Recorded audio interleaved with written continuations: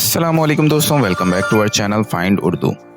Recycle recycle का मतलब है दोबारा इस्तेमाल करना, दोबारा तैयार करना। रिसाइकल का मतलब है पुरानी या इस्तेमाल शुदा चीज़ों को दोबारा इस्तेमाल के लायक बनाना। ये लफ्ज़ एनवायरनमेंट के लिए बहुत इम्पॉर्टेंट है। जैसे प्लास्टिक, पेपर और गिलास को रिसाइकल करके एनवायरनमेंट को सेफ बनाया जा सकता है। We should recycle plastic to protect the environment. हमें प्लास्टिक को दोबारा इस्तेमाल करना चाहिए ताकि एनवायरनमेंट को महफूज रखा जा सके।